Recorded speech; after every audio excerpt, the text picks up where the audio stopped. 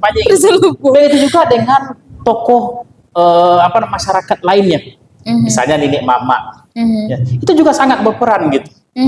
Nah, sebetulnya Nenek Mama itu dalam alam demokrasi di negara kita ini itu memiliki peran penting gitu. Apalagi kita di Sumatera Barat yang bisa dikatakan adat istiadatnya masih kental. Iya, betul. Ya, maka kita mengatakan A, meskipun A ini sesat dianggap sebuah kebenaran. Benar, betul. Nah, jadi yang berlaku adalah pembenaran terhadap sesuatu, bukan kebenaran. Iya, betul. Jadi yang terjadi hari ini seperti itu. Jadi ada yang di tengah masyarakat itu ini tidak betul loh. Tapi karena mayoritas orang menyatakan seperti itu. Iya. Jadi udah ikut-ikutan ya Pak? Ikut-ikutan gitu.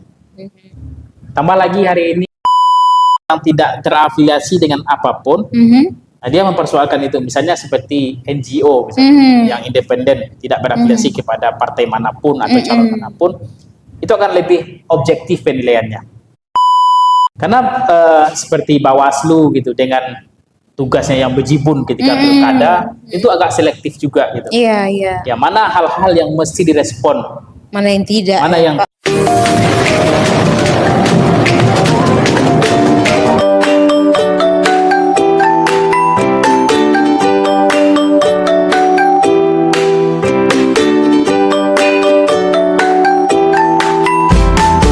warahmatullahi wabarakatuh. Berjumpa kembali dengan saya Cici Kenzi di acara FSB Podcast Paliko. Dan hari ini seperti biasa teman-teman, di podcast FSB Paliko kita tidak bermaksud untuk menjustis seseorang, namun kita akan memberikan pendidikan, edukasi, literasi untuk kita semua agar kita lebih memahami dan paham akan situasi tersebut ya.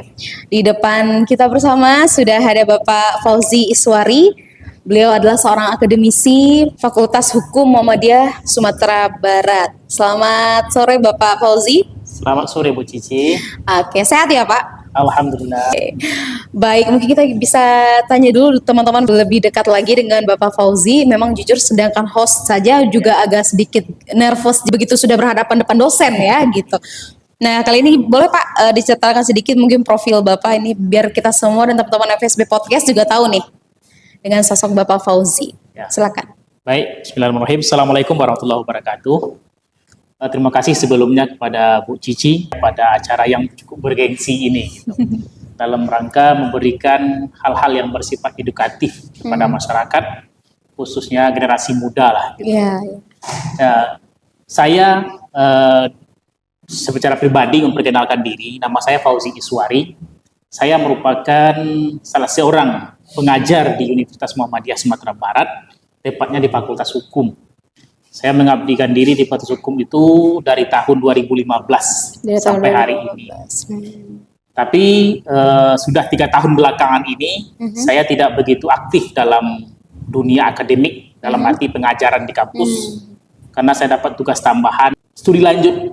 Jadi kalau dosen itu studi lanjut itu, kalau menggunakan beasiswa, itu harus tugas belajar. Oh yes, yeah, nah, jadi karena tugas belajar itu dibebas tugaskan dari tugas kampus, karena sudah terakomodasi dengan tugas belajar itu. Tidak perlu ngajar, tidak perlu meneliti, tidak perlu mengabdi kepada masyarakat. Sudah selesai dengan itu. Sudah selesai kayak gitu ya Pak. Jadi sekarang ini lagi memasuki tahap-tahap yang krusial dalam pendidikan saya.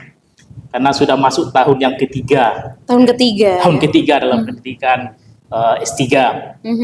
Saya melaksanakan atau menempuh S3 itu di Universitas 11 Maret Surakarta. Ya. Mohon doanya Bu Cici, mudah-mudahan 2025 selesai. Gitu. Kita doakan ya buat Pak Fauzi selesai. Itu Bu Cici sekedar perkenalan gitu. Iya. Berarti sudah pas ya, beliau ternyata juga sedang menempuh pendidikan yang sangat cukup panjang ya Pak. Dan kita doakan bersama teman-teman semoga Pak Fauzi semua bisa kelar di waktunya dan mendapatkan gelar yang baik juga, terus bermanfaat lagi nih buat kita dan nanti mungkin mahasiswa-mahasiswi Bapak mungkin ya. Amin ya Pak. Oke, masih dengan Bapak Fauzi luar biasa ya. Dan ngomong-ngomong Pak, hari ini kita sudah dekat nih dengan tahapan pilkada. Jadi memang bagaimana sih Pak kalau menurut pandangan Bapak ini mencari pemimpin yang ideal untuk Payakumbuh dan Kabupaten 50 Kota gitu di pilkada 2024? Terkait dengan pilkada, itu merupakan hajatan 5 tahun sekali. Itu adalah sebuah keniscayaan di negara demokrasi.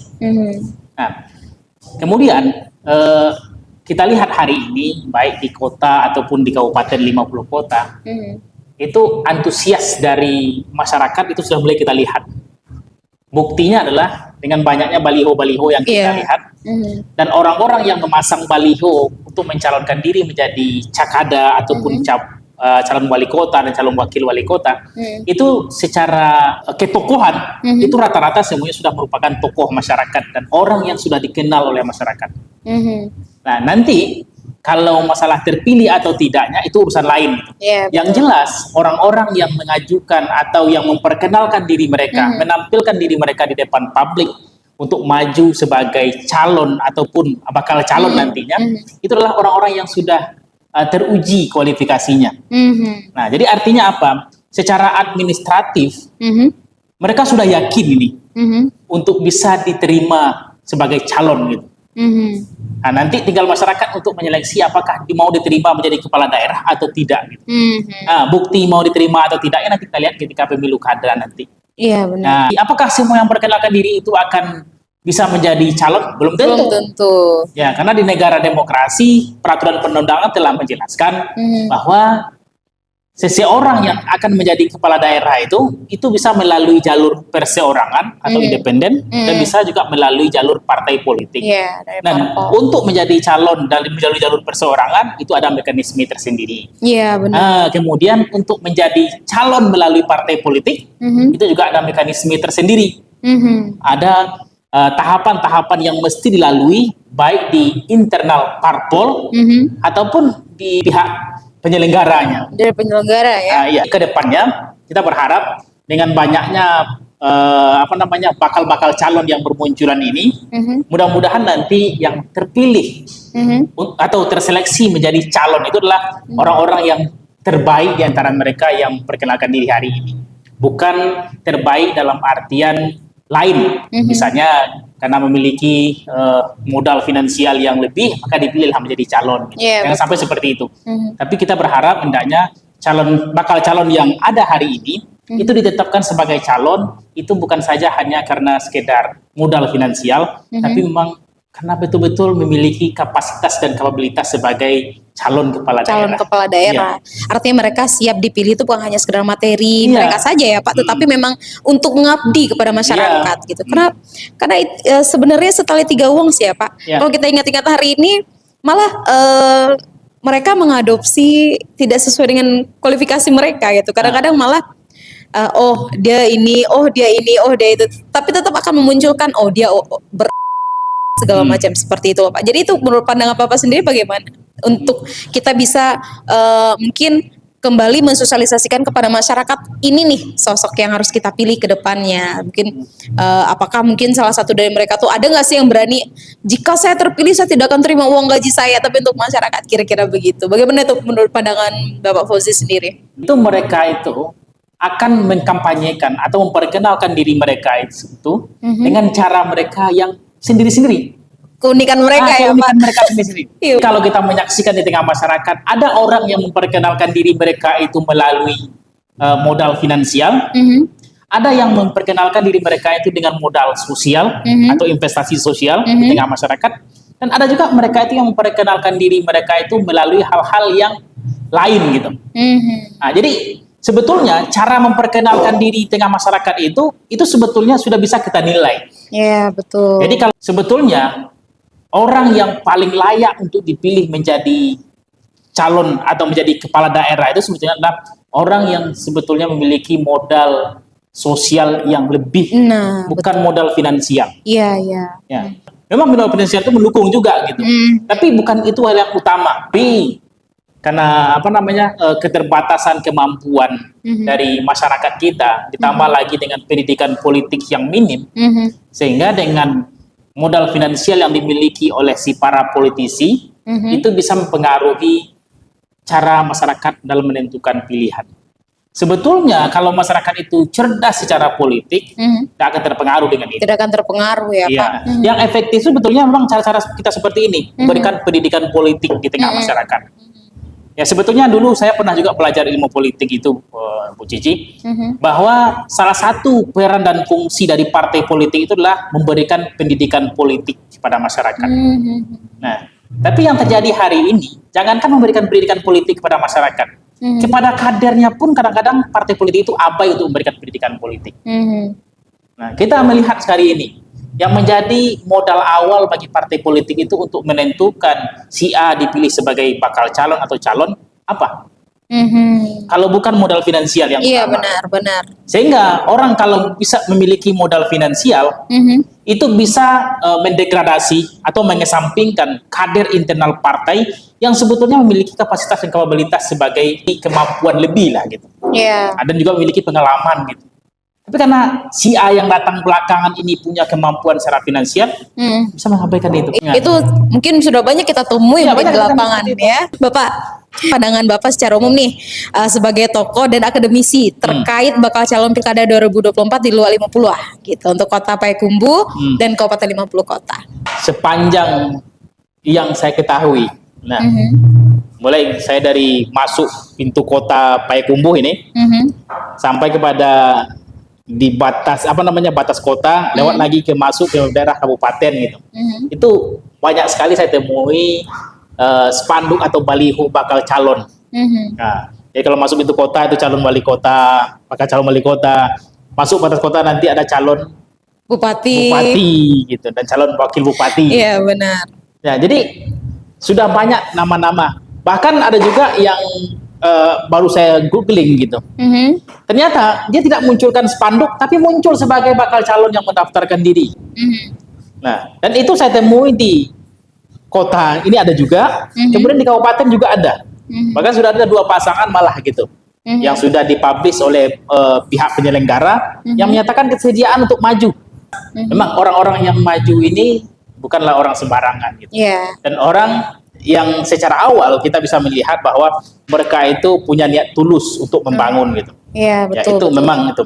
Tapi apa itu niat tulus itu dibangun hanya untuk hanya sekedar untuk menarik Simpatisan orang atau ya. simpatisan, itu Allahu alam lah gitu. Iya, betul. Tapi yang jelas mereka itu adalah orang-orang yang yang punya keinginan dan kemauan untuk memajukan kampung halaman di Luhak 50. Nah, tapi mengenai bagaimana kelanjutannya nanti itu biarlah alam yang akan menceritakan kepada kita. Tapi secara umum saya mengatakan bahwa orang-orang yang sudah memperkenalkan dirinya melalui baliho-baliho itu adalah merupakan putra-putra terbaik dari Luhak 50 kota. Iya, benar. Nah, Berarti memang mereka sudah merasa atau memang sudah mendedikasikan dirinya, dia memang siap ya Pak Iya, untuk siap. menjadi perwakilan dari masyarakatnya sendiri. Pejuang di tengah masyarakat Iya, gitu. betul. Yang akan memperjuangkan nasib hajat hidup orang banyak nantinya. Nah, Ya. terus bagaimana nih menurut Pak Fauzi? Bagaimana tentang peran tokoh adat, agama, tokoh masyarakat terkait pilkada sehingga tidak salah paham dan dalam menentukan pilihannya Pak gitu? Oke, baik. Jadi Bu Cici, sebetulnya ujung tombak perubahan di tengah masyarakat itu terletak pada tokoh-tokoh yang seperti itu. Misalnya tokoh agama. Tokoh agama itu memiliki basis tersendiri. Tidak jarang dalam penyelenggaraan pilkada itu statement dan juga dukungan dari seorang tokoh agama itu mempengaruhi pilihan masyarakat. Sebetulnya yang ideal itu tokoh ulama misalnya dalam menyampaikan kepada masyarakat, kalau bisa disarankan ini jangan sampai tendensinya memihak kepada satu calon gitu. Nah, tapi sampaikanlah dengan cara-cara yang elegan, dengan sesuai dengan tuntunan agama. Misalnya dalam Islam itu kriteria pemimpin itu begini-begini gitu. Ya. Global ya Pak global ya? gitu. Misalnya salah satu syarat pemimpin itu harus jujur atau amanah. Ya. Nah, ternyata calon ini pernah terindikasi dalam kasus tertentu gitu. Berarti bisa dicoret dari kategori ini. Apa menyebutkan namanya? Nah, silakanlah masyarakat nanti menafsirkan sendiri gitu. Ya. Tapi kalau ikut pula nanti di masjid berkor-kor pilih calon nomor urut sekian gitu. Berarti udah termasuk kampanye berarti ya. Kampanye. Itu juga dengan tokoh masyarakat lainnya, misalnya nenek mama, ya, itu juga sangat berperan gitu. Nah, sebetulnya nenek mama itu dalam alam demokrasi di negara kita ini itu memiliki peran penting gitu. Apalagi kita di Sumatera Barat yang bisa dikatakan adat istiadatnya masih kental. Iya, betul. Ya, maka seorang nenek mama ataupun tokoh masyarakat itu memiliki kewajiban sebetulnya memberikan pemahaman kepada anak kemenakannya. Ya, nanti kalau memilih pemimpin harus begini gitu. Tapi hendaknya sebagai nenek mama juga sama dengan ulama tadi, memberikan pemahaman kepada anak kemenakannya. Nanti kalau menyampaikan misalnya kalau saya pribadi gitu kan, mau milih calon A gitu, itu sah-sah saja secara pribadi. Tapi yang tidak boleh itu kalau seandainya memaksakan. Pokoknya ini gitu. Nah, kalau hal itu terjadi, itu akan menimbulkan perpecahan di tengah kelompok ataupun suku tersebut. Nah, itu yang kita temukan hari ini kan, Pak. Iya. Kadang-kadang satu keluarga bisa dalam satu rumah itu nggak kompak, malah ribut, anak dan ibu, bapak dan anak, istri dan suami gitu, gara-gara menentukan pilihan ya. Jadi itu.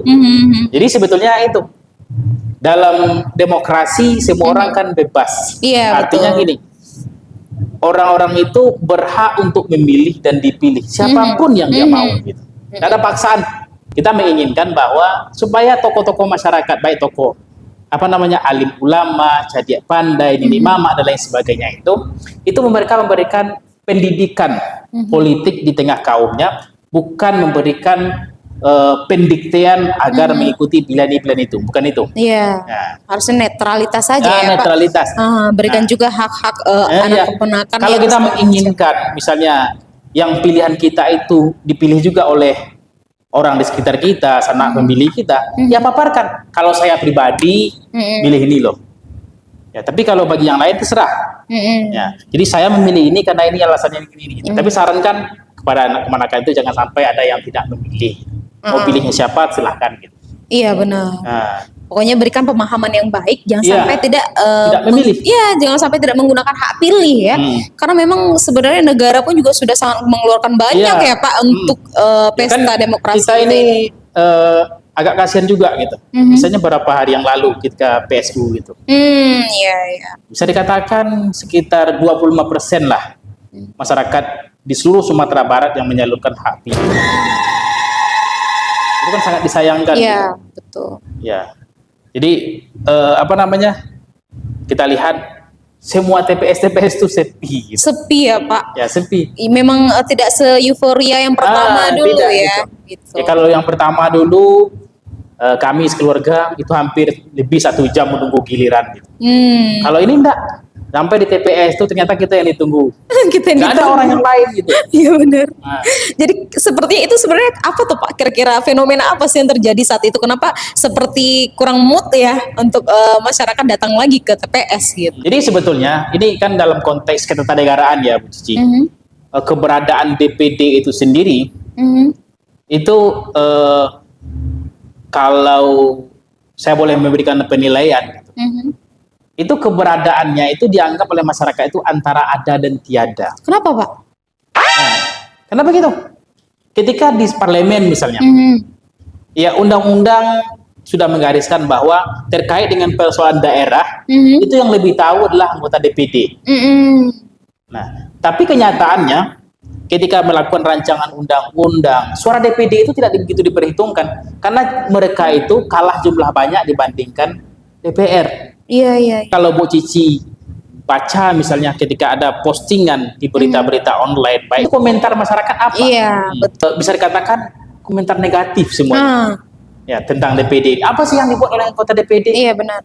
Ya, apa sih yang dibuat sudah sekian tahun dari DPD berdiri sampai sekarang masih ada juga dia gitu. Tapi keberadaannya nggak terlihat di masyarakat gitu. Ya. Kan itu sangat berbeda dengan anggota DPR. Anggota DPR itu kan memang nampak eksistensinya gitu. Betul sekali. Ya, memang iya. Sementara kalau anggota DPD tidak. Bukan tidak ada gagasan yang mereka lahirkan, ada, tapi tidak begitu nampak. Mungkin beberapa faktor-faktor sebenarnya yang membuat masyarakat ini pun juga sangat menurun antusias mereka untuk memilih ulang ini ya Pak ya. Tapi Pak, harusnya masyarakat itu tuh pasti juga sudah punya jagoan masing-masing kan. Iya betul. Harusnya mereka di pemilihan kedua mereka harus lebih semangat harusnya ya. Yang Harus kemarinnya seperti itu. gagal. Harus seperti itu. Iya, tetapi sekarang malah terbalik gitu. Jadi banyak teman-teman itu memberikan penilaian ketika pemilu kemarin. Kenapa rame? Karena itu kan digabung ada pemilu presiden, Iya. DPR, DPRD, provinsi, kabupaten, kota. Gitu. Yang rame itu sebetulnya pemilu presiden. Dan DPR kali ya. DPR enggak begitu. Oh, enggak gitu ya? Ya. Kan itu yang disayangkan oleh beberapa pakar gitu. Salah satu kelemahan pemilu serentak itu. Karena masyarakat itu lebih terfokus kepada pilpres. Pilpres. Kan yang jadi buah bibir di tengah masyarakat ketika pemilu kemarin itu kan pilpres. Nah, sementara kita melupakan yang pileg. Bapak, seru ya? Seru. Nah, mungkin untuk pertanyaan selanjutnya nih, ini silakan. masih seputar karena Bapak Fauzi ini adalah dosen tata negara.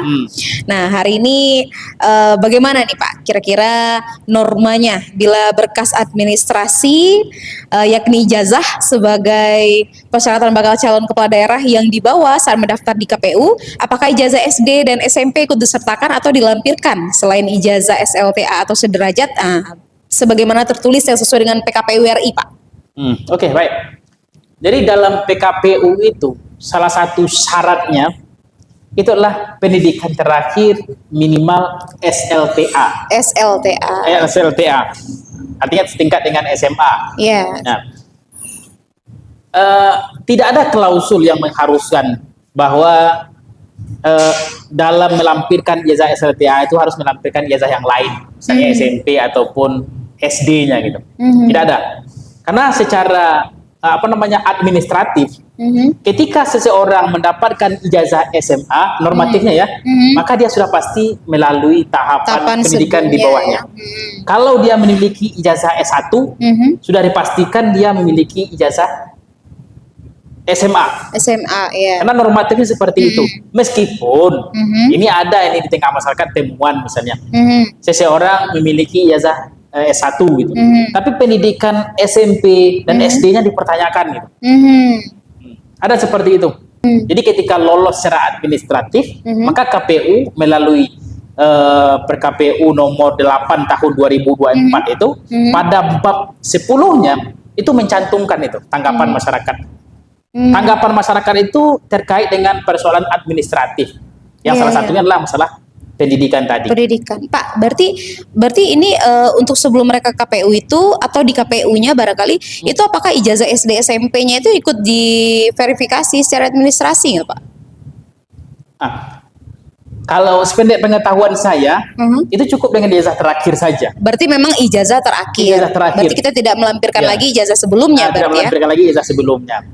Tapi jadi kalau ada kejanggalan-kejanggalan di tengah masyarakat, maka masyarakat berhak untuk meminta itu. Oh begitu. Pendidikan atau ijazah seseorang itu kan termasuk data pribadi yang tidak boleh dilakukan secara bebas akses. Artinya tidak boleh semua orang tahu tentang masalah pendidikan seseorang. Karena itu dijamin oleh Undang-Undang Adminduk dan juga undang-undang tentang masalah informasi informasi publik. Jadi ada aturan seperti itu. Tapi karena ini dia mau menyangkut persoalan hidup atau hajat hidup orang banyak, maka undang-undang memperbolehkan. Nah, jadi hal yang sebelumnya tidak boleh bebas akses, maka boleh. Untuk kepentingan ini untuk berarti boleh ya? Ini. Oh iya. Kalau memungkinkan gitu. Hendaknya juga kalau dicantumkan SMA-nya, maka cantumkan pula buktinya. Apa bukti otentik dia pendidikan SMA? Misalnya dia punya ijazah. Ijazahnya ya. Ijazahnya itu sebetulnya harus diakses juga gitu. Iya, betul. Ya, karena misalnya presiden kita gitu, yang sudah hampir genap 10 tahun menjadi presiden, sampai hari ini masih ditanyakan juga orang ijazahnya. Iya benar, gitu. Masih simpang siur ya Pak. Simpang siur gitu. Bahkan juga ada bupati gitu, yang sampai hari ini masih dipertanyakan juga masalah ijazah SD dan SMP-nya gitu. Izin Pak, berarti kita balik lagi ke belakang. Artinya bila seandainya pengaduan masyarakat terkait terindikasi mungkin ada keraguan mungkin dari ijazah-ijazah sebelumnya dari calon gitu. Nah, kalau seandainya tidak kita lampirkan atau memang terindikasi ijazah itu adalah palsu, apakah itu akan tetap teman-teman dari KPU atau Bawaslu untuk turun Pak untuk kembali memverifikasi secara faktual? Jadi begini, setiap laporan yang disampaikan oleh masyarakat terhadap calon ataupun pasangan calon tertentu, itu KPU itu wajib untuk memverifikasi. Nah, jadi bisa jadi keputusan yang telah dituangkan oleh KPU untuk menetapkan pasangan calon itu dianulirnya, kemudian diganti dengan yang baru. Ya misalnya kan kayak DPD kemarin itu kan karena awalnya untuk data calon sementara masuk namanya. Ternyata setelah ditetapkan menjadi calon tetap, dianulir oleh namanya tidak dimasukkan. Tidak dimasukkan. Ya. Sebetulnya itu hal-hal yang berbahaya loh. Berbahaya. Ya, jadi gini ya, misalnya KPU DPD kemarin itu digugatnya oleh pihak calon yang dihilangkan namanya itu ke PT UN Jakarta. Ternyata menang. KPU melaksanakan putusan PT UN itu semua calon DPD seluruh Indonesia bisa batal loh. Kenapa Pak? Digugatnya itu adalah putusan KPU penetapan calon itu seluruh Indonesia, bukan untuk Sumatera Barat. Berarti penuh resiko juga. Resiko juga gitu. Untung MK cepat gitu. Jadi kembali kepada ijazah tadi ya. Nah, jadi kalau memungkinkan, kalau menurut pendapat saya pribadi ya, idealnya memang harus dicantumkan semua ijazah itu. Ya setidaknya di kurikulum vitae-nya dia menjelaskan SD ditempuh di sana, SMP di sana, SMA di sana, dengan angkatan-angkatannya. Ya, sehingga misalnya kalau Bu Cici misalnya SD-nya tahun 90 sekian misalnya ya. Tentu berdasarkan tempat tinggal Bu Cici tanpa disebutkan SD-nya di mana, mungkin bisa orang mendeteksi. Adalah teman-teman yang seangkatan yang betul. Cici. Tanpa dicantumkan ijazahnya di mana gitu. Nah, yang penting salah satu akses informasi tentang itu dibuka ke publik. Nah, benar, transparan ya Pak transparan ya. Itu. Lagi dengan zaman sekarang, zaman digital ya, semua bisa diakses. Dunia dalam genggaman ya Pak. Iya, terus Pak Fauzi, sebenarnya ada beberapa yang menarik sekali buat Cici pribadi ya. Di situ dijelaskan di PKPURI itu kan hanya mencantumkan minimalnya SLTA sederajat gitu. Nah, jadi pertanyaan hari ini adalah kita juga bertanya-tanya dan publik juga bertanya sebenarnya Pak. Itu apakah disertakan dengan ijazah SD SMP-nya gitu? Kalau cuma SLTA saja, terus bagaimana nih yang SD SMP? Dan berkemungkinan juga akan ada terindikasi ijazah palsu. Kenapa? Begitulah pelaporan-pelaporan itu terjadi, tetapi sepertinya kurang ditanggapi ya Pak. Makanya seperti tidak ada titik temu dan segala macamnya gitu. Sementara Pak, untuk kita saja pengalaman pribadi, kita untuk melamar pekerjaan saja di CV kita tuh kita sertakan semuanya loh Pak, gitu. Ijazah SD, SMP, SMA dan sebagainya gitu. Nah, sementara ini untuk calon loh Pak, kepala gitu. Hanya untuk diminta yang terakhir saja gitu. Nah, itu bagaimana itu sebagai dosen tata negara nih? Jadi PKPU itu kan secara hierarkis, dia itu kan merupakan turunan dari undang-undang tentang pemilihan kepala daerah. Nah, jadi karena undang-undang membunyikan seperti itu, maka turunnya seperti itu. Nah, jadi kalau misalnya PKPU ini melenceng dari apa yang digariskan oleh undang-undang, maka secara aturannya peraturan yang lebih rendah itu tidak boleh bertentangan dengan yang lebih tinggi. Nah, jadi kalau kita menginginkan misalnya suatu hari kita menginginkan PKPU terkait dengan syarat kepala daerah ini harus mencantumkan ini misalnya, itu harus dilakukan terlebih dahulu dalam undang-undang yang lebih tinggi. Untuk mengoreksinya, maka ketika ada permintaan tanggapan publik dari penyelenggara pemilu terhadap suatu pasangan calon, disitulah saatnya gitu. Apakah itu NGO ataupun orang perorangan. Gitu. Kalau seandainya tidak diindahkan seperti yang dikhawatirkan oleh Bu Cici tadi, kita punya mekanisme peradilan. Bisa dilakukan melalui penegakan hukum pemilu. Lapor ke Bawaslu. Atau yang lebih ekstrimnya kita bisa menggugat ke PT UN kalau kita persoalkan tentang putusan yang dikeluarkan oleh KPU itu. Iya, betul. Karena KPU itu merupakan salah satu pelaksana pejabat tata usaha negara gitu. Maka keputusan-keputusannya itu bisa dipertanggungjawabkan melalui lembaga peradilan di tata usaha negara. Jadi sebenarnya untuk mekanisme itu kita sudah bagus sebenarnya ya. Sudah bagus gitu. Tetapi itu sudah dengar ya berita-berita di sana sini gitu. Tetapi mungkin ya kita juga tidak bisa menjudge seseorang ya Pak. Artinya harapan kalau kita pribadi otomatis sebagai masyarakat awam kita pengennya adalah ke depan perubahan PKPU RI ini gitu. Nah terus mungkin secara gamblang dan transparansi itu memang kita sangat butuhkan. Apalagi hari ini masyarakat kita juga sudah sangat pintar loh Pak. Kalau julid segala macam ya kan. Di medsos itu betul-betul pintar sekali mereka menyampaikan aspirasi mereka gitu loh.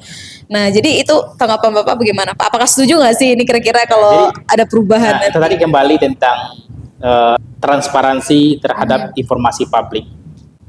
Tentang pendidikan calon tertentu, rata-rata ketika pemilu, apakah pemilu kada gitu, yang mempersoalkan pasangan calon A itu tidak lain dan tidak bukan pasangan calon B, C dan D, melalui tim-timnya. Tim-timnya ya. Jadi kenapa penegak hukum dalam bidang pemilu khususnya tidak begitu menanggapi, karena itu dianggap sebagai bahagian dari kampanye. Oh gitu. Nah, jadi yang terjadi selama ini seperti itu. Seperti berbunuh karakter tadi ya Pak ya? Iya.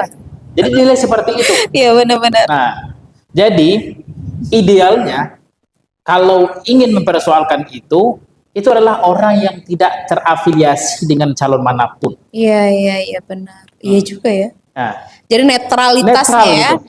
Misalnya si A gitu, si A yang mempersoalkan ijazah pasangan calon B. Ternyata si A ini adalah bagian dari tim kampanyenya si pasangan C.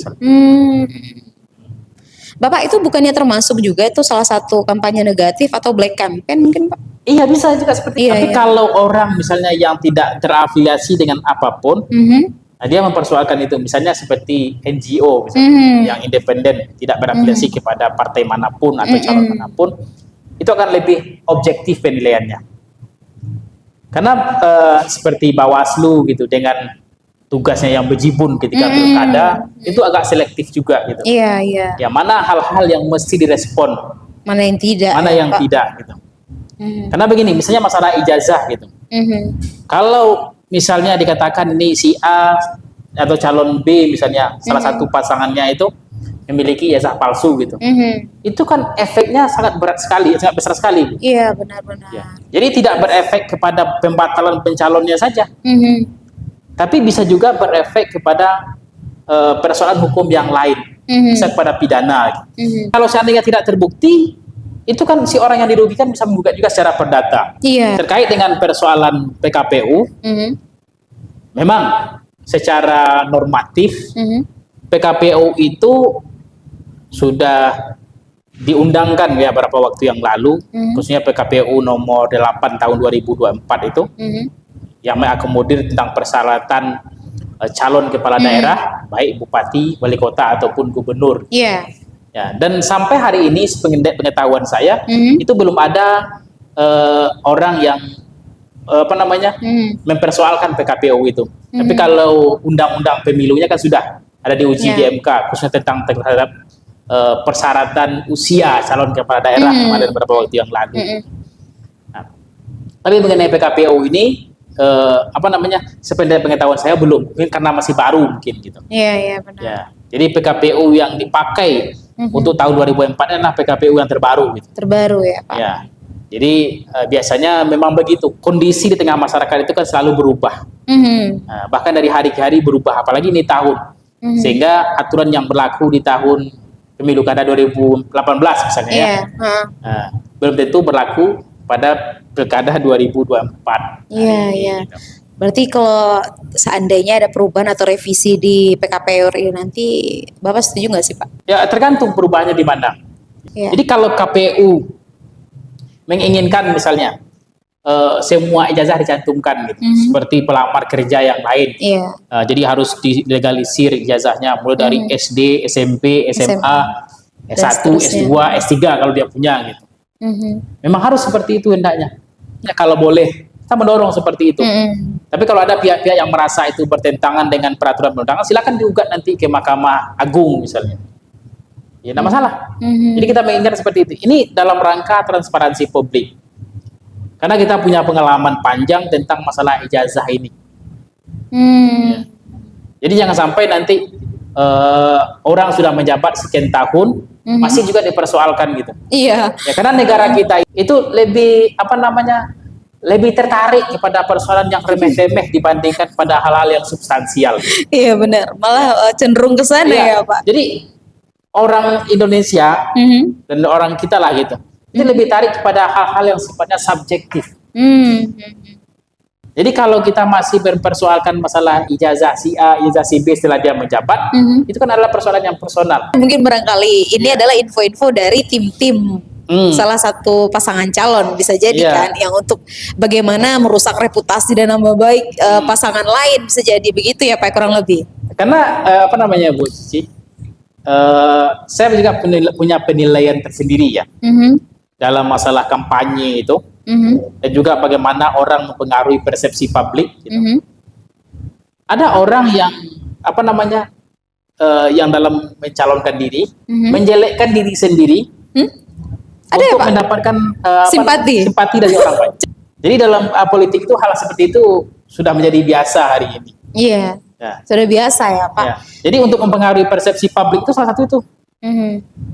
Ada dengan cara-cara yang positif, ada dengan cara yang sifatnya negatif. Dalam menyampaikan bahasa pun begitu juga. Ada yang konotasi disampaikan itu adalah positif. Ada yang negatif. Jadi memang luar biasa dengan dosen tata negara ini, memang klop ya. Jadi sebetulnya Bu Cici, saya itu dulunya itu berkeinginan menjadi politikus itu loh. Terus kenapa tidak dilanjutkan Pak? Ya, tapi karena itu ada teman-teman yang notabene berlatar belakang politisi, ada yang akademisi, ada yang dari militer, gitu, ada yang hakim, ada jaksa. Di sana saya belajar gitu. Jadi katanya kalau ingin menjadi politisi harus begini. Ingin menjadi, dan setelah saya lihat-lihat, kamu ini cocoknya jadi akademisi bukan jadi politisi. Jadi cita saya itu 2014 dulu harus maju menjadi kontestan pada pileg di tingkat kabupaten. Itu sudah saya tanamkan dari mulai kuliah S1 dulu. Gitu. Tapi ketika kuliah S2 itu berubah haluan. Gitu. Berubah haluan ya. Jadi prakteknya kan yang apa? Iya, yang belum ya Pak. Yang belum. Nah, jadi kan ada juga itu. Misalnya politik itu adalah kotor gitu. Itu sebetulnya yang menggaungkan adalah para politisi itu sendiri. Politik itu kejam. Ya, politik itu kejam gitu. Nah, politik itu busuk gitu kan. Itu kan sebenarnya para politisi itu juga. Iya benar. Ada yang mengatakan itu orang baik-baik itu nggak usah terjun ke politik gitu. Nanti rusak jadi nilai akan belok juga gitu. Gimana baiknya pasti akan belok juga kan gitu. Itu kan sebetulnya cara kampanye yang mengatakan ya enggak usah ikut politik, biar kami aja lah ikut. Gitu. Iya, itu sebenarnya konotasinya ya Pak. Konotasinya. Ya kalau seandainya yang terjun dunia politik itu adalah orang-orang yang notabene-nya kepribadiannya negatif semua, apa jadinya negara ini? Iya, betul. Ya. Kan sebetulnya yang merusak negara itu kan bukan karena tidak ada orang yang pintar atau apa gitu. Tapi karena orang yang pintar itu kan diam saja. Nah, sehingga orang yang notabene-nya itu adalah terjun ke dunia politik untuk kepentingan tertentu, jadi merasa merdeka, tak ada yang mengganjal. Kalau kita lihat hari ini, apa yang dipertontonkan oleh wakil rakyat itu cenderung kontradiktif dengan apa yang dialami oleh masyarakat. Iya, miris sekali Pak. Ya. Jadi wakil rakyatnya hidup bermewah-mewahan, sementara rakyatnya, iya benar. Jadi kalau orang mayoritas mengatakan A, meskipun A ini sesat dianggap sebuah kebenaran. Benar, betul. Nah, jadi yang berlaku adalah pembenaran terhadap sesuatu, bukan kebenaran. Kalau ada orang menyuarakan isi hatinya di DPR itu, kemudian bertentangan dengan suara partai atau yang diinginkan partai, itu pasti loh. Hari ini dia ngomong, besok dia ada di PAW. Iya benar.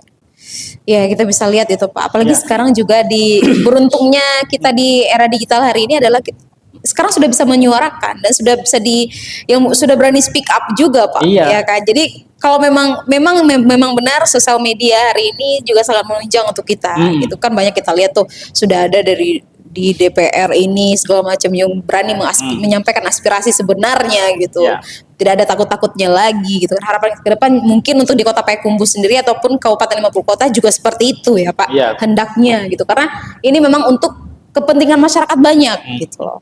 Ya baik, Pak Fauzi. Nah, jadi beberapa waktu yang lalu kan Sumatera Barat itu mengalami bencana ya Pak, bencana alam. Ada banjir bandang, Galodo. Ya. Nah, apakah kira-kira Sumatera Barat ini butuh tol nggak sih Pak?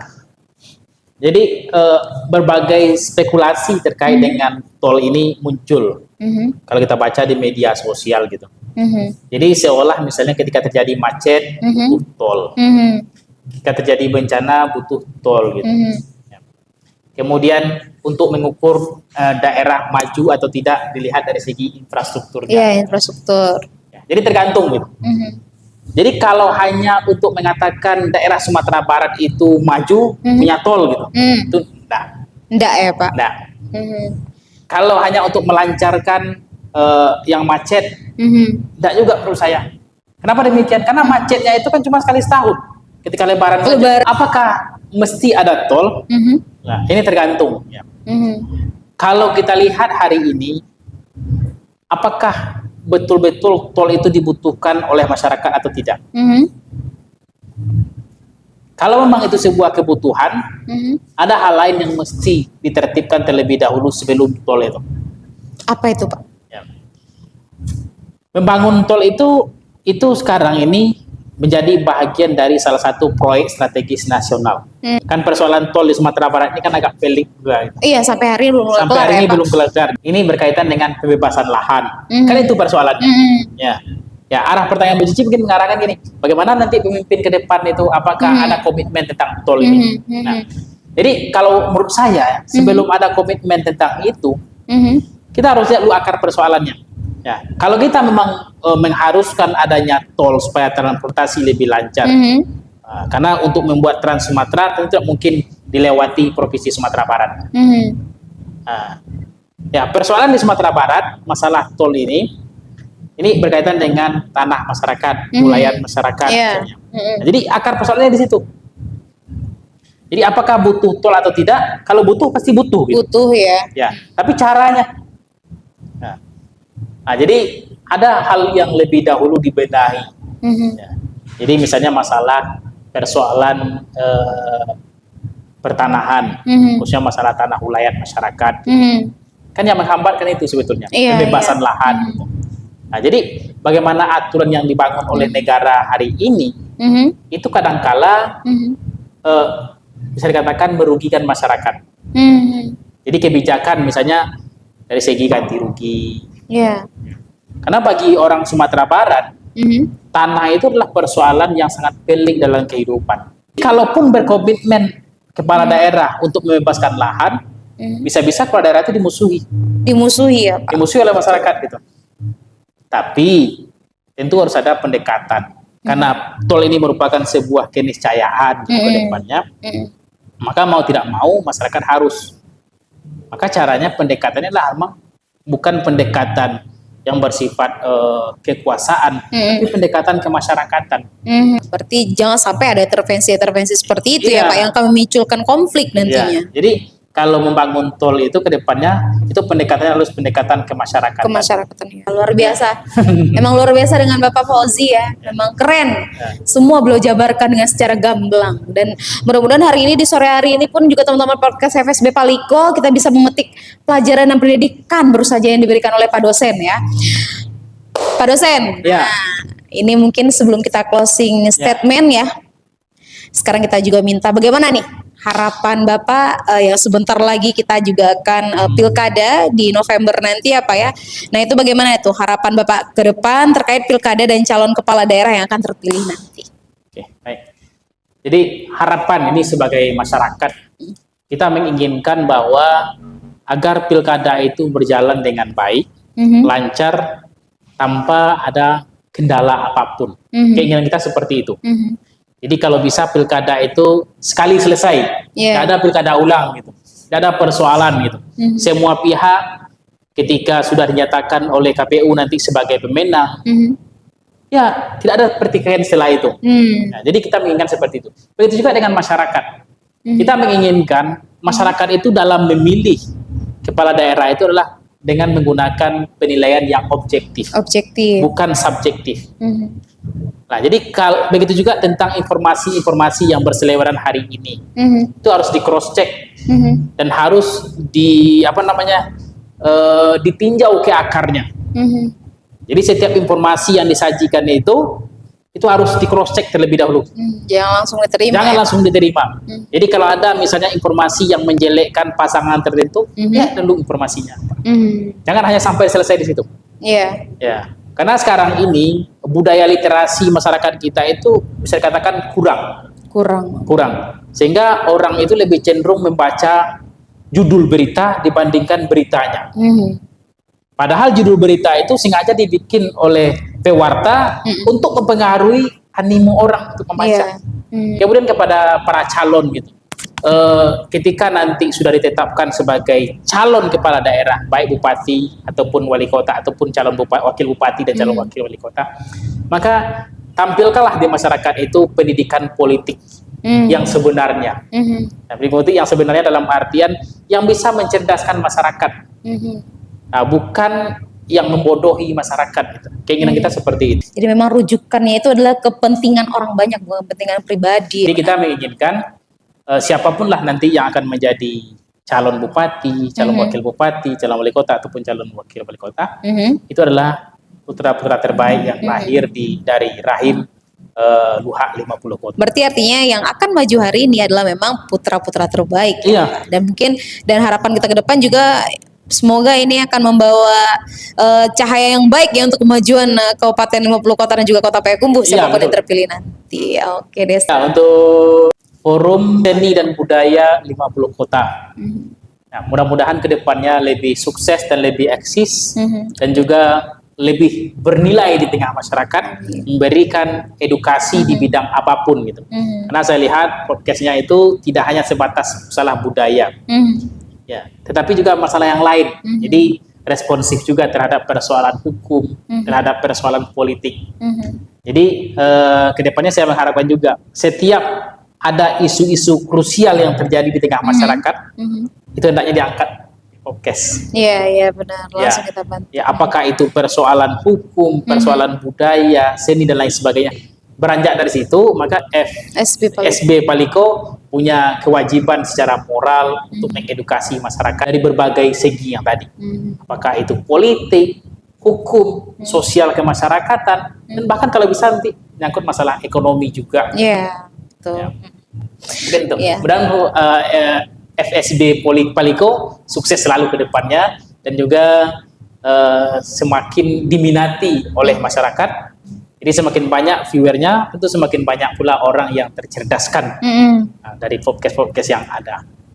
Ya, terima kasih banyak untuk Bapak Fauzi, luar biasa sekali ya dari beliau hari ini. Memang kalau sudah di bangku kuliah sudah berapa SKS kita baru saja dengan beliau ya. Di pesta pilkada ke depan mudah-mudahan kita bisa mendapatkan pemimpin yang baik ya Pak, yang benar-benar yang ideal gitu. Memang benar-benar ideal dan memang untuk mengabdi untuk masyarakat, dan tentunya jangan sampai setelah pesta nanti malah terjadi permasalahan di kemudian hari. Kita sangat tidak mengharapkan seperti itu, dan semoga nantinya di pilkada juga bisa berjalan dengan baik dan lancar semuanya ya Pak ya. Iya. Ya baik teman-teman FSB Paliko, mungkin itu saja di sore hari ini kita dengan Bapak Fauzi, dan semoga apa yang kita sampaikan juga bermanfaat ya untuk diri kita sendiri dan juga untuk teman-teman semua. Dan sekali lagi kita tidak bermaksud untuk menjustice seseorang, dan kita hanya di FSB Paliko ini memberikan atau memfasilitasi pendidikan politik, edukasi, literasi secara independen untuk kita semua. Mungkin itu saja yang bisa saya sampaikan. Saya Cici Kenzi.